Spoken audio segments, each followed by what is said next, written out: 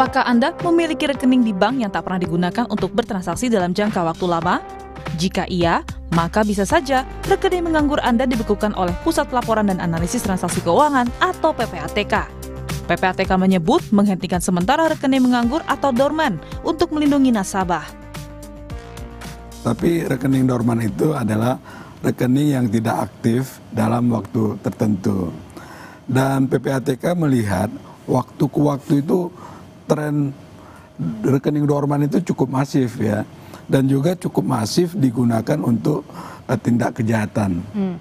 Maka dari itu, dari 1 juta rekening yang kita analisis, yang kita periksa, itu lebih dari 150.000 rekening digunakan untuk kejahatan dan bentuk perlindungan kepada nasabah, kepada masyarakat, ya, tentu kepada saudara-saudara kita, agar mereka terhindar dari tindak pidana kejahatannya.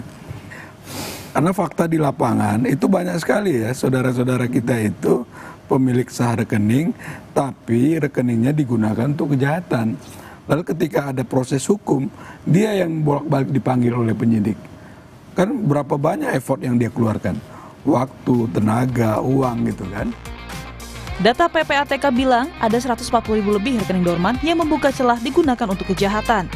Respon pembekuan rekening menganggur, Menko Polhukam Budi Gunawan menyebut pemerintah bakal memastikan dana masyarakat tetap dijamin.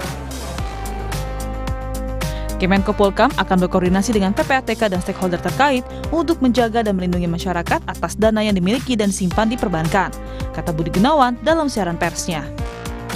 PPATK sebelumnya mengungkap rekening dorman atau yang tidak digunakan dalam jangka waktu lama rawan disalahgunakan, misalnya untuk transaksi tindak pidana hingga korupsi. Namun di sisi lain, masyarakat juga perlu mendapat penjelasan lebih utuh soal pembekuan rekening mereka yang tak aktif, agar hak masyarakat untuk mengelola rekening banknya sendiri tidak tercederai. Tim Liputan Kompas TV. Saudara, PPATK bilang akan memblokir sementara sejumlah rekening bank yang tidak menunjukkan aktivitas transaksi selama 3 bulan atau lebih. Kemudian bagaimana dampaknya kepada masyarakat? Kita akan tanyakan langsung kepada salah satu warga yang terkena blokir PPATK, Nur Aziza. Selamat pagi, Mbak Aziza. Selamat pagi, Mas. Ya, Mbak Aziza, boleh diceritakan nggak Mbak, ini kira-kira waktu itu kapan kemudian Mbak Aziza tahu rekeningnya diblokir, kemudian ini dari mana taunya Mbak?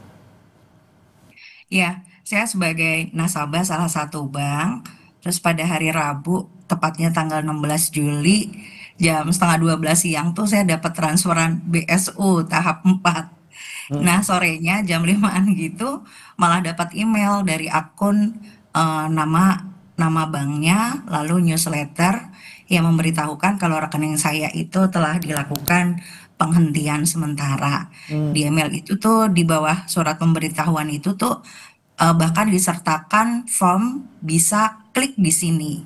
Nah, menurut saya kok jadi kayak nggak sejalan ya antara kebijakan dan implementasinya. Pertama karena meski sudah mendapat pemberitahuan telah dilakukan penghentian sementara, tapi faktanya rekening saya masih bisa digunakan sampai saat ini. Semalam saat dihubungi tim Kompas TV, bahkan saya memastikan lagi nih apakah masih bisa melakukan cek saldo lewat mobile banking, dan ternyata masih bisa. Ini bukan berarti saya nantangin loh ya, tapi faktanya ini yang saya alami gitu. Oke, tapi ketika kemudian dapat notif dari PPATK itu tadi Mbak, kira-kira selain cek saldo bisa yang lain nggak Mbak? Transfer bisa, nerima bisa? Pengambilan juga masih bisa kok, Masih saya bisa? lakukan di tanggal 17 juga saya masih bisa melakukan tarik tunai.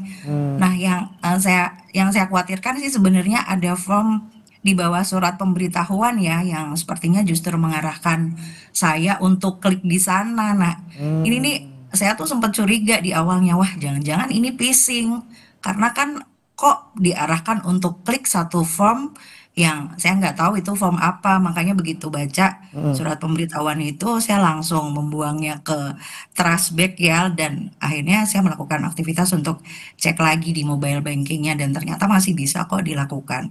Oke, ini Makanya kan jadi kayak Mbak Aziza Kayak masih bisa melakukan semua aktivitas perbankan gitu lewat mm-mm. m-banking. Kemudian Mbak Aziza sempat nggak mencoba untuk menghubungi pihak PPATK atau misalnya menghubungi pihak bank untuk memastikan ini benar nggak sih rekening saya kena blokir gitu?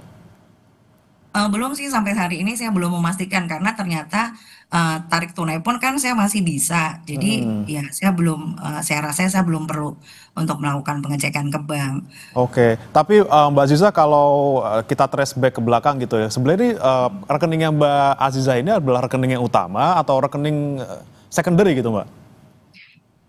Dulu waktu masih kerja di perusahaan ini jadi rekening utama ya, tapi setelah saya bekerja sebagai freelancer ini jadi ya masih jadi rekening utama yang artinya kan sekarang juga ya keluar masuknya nggak begitu aktif karena sekarang setelah saya juga bergabung di salah satu pekerjaan yang baru ada Hmm. rekening utama di luar rekening ini di luar rekening yang plat merah.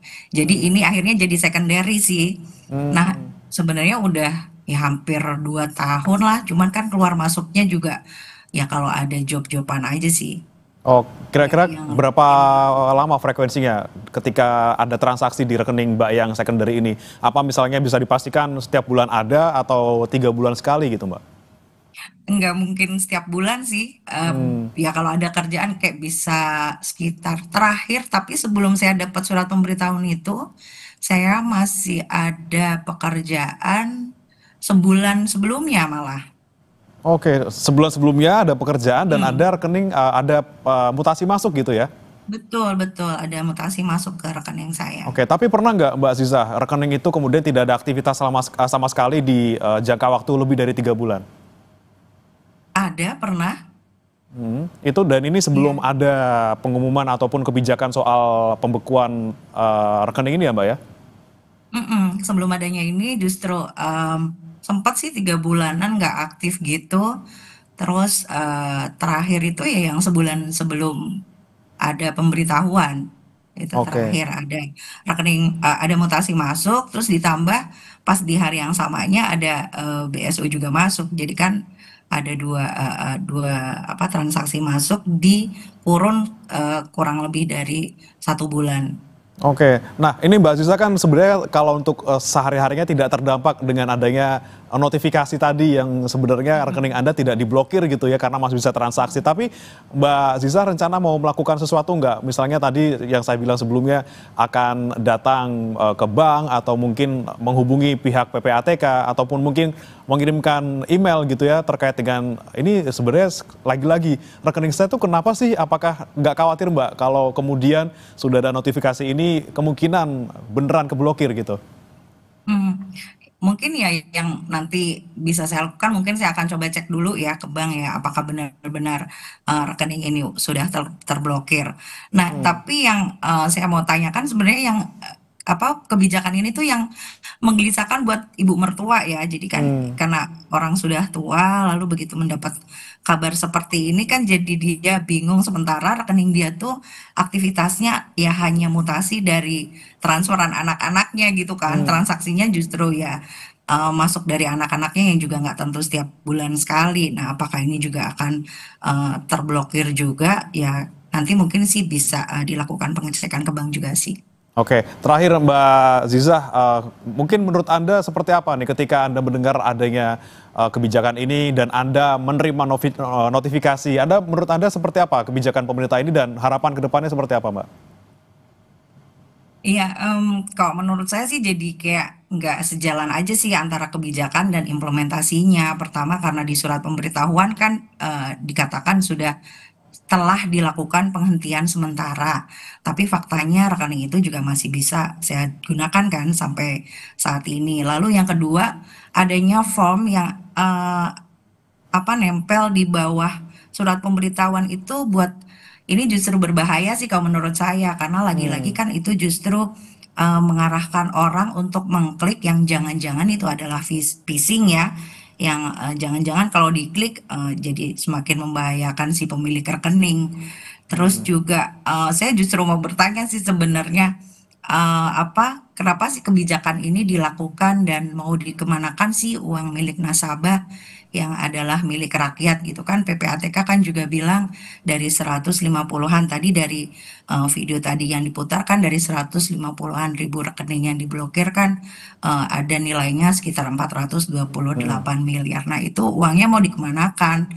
Terus juga untuk yang formnya itu, form yang klik di sini, ini kan jadi kayak membukakan jalur baru buat pelaku phishing gitu untuk semakin marak melakukan kejahatan digital.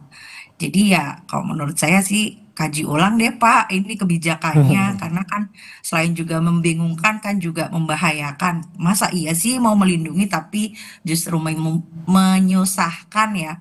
Mau melindungi kan tadi bilangnya kan mau melindungi, dijamin juga keamanannya uang yang ada di rekening dorman tetap ada di situ. Tapi kok jadi menyusahkan. Ya Oke, itu kan apalagi sih Mas. ketika benar-benar diblokir gitu ya, memang langkah-langkah yang harus dilakukan oleh nasabah ini banyak sekali untuk kemudian membuka, bagaimana bisa membuka lagi. Dan tadi kata Anda juga, sebenarnya di satu sisi bisa bersyukur karena tidak benar-benar terblokir, tapi di sisi lain dipertanyakan juga implementasinya seperti apa di lapangan. Baik, kita harapkan semoga rekening Mbak Zizah tetap aman, tidak terblokir, benar-benar terblokir, atau mungkin nanti Mbak Zizah sekali lagi bisa memastikan lagi apakah benar-benar terblokir. Semoga tidak menimpa orang lainnya di sekitar Anda maupun pemirsa di rumah. Terima kasih Mbak Nur Azizah telah bergabung bersama kami di Sapa Indonesia Pagi.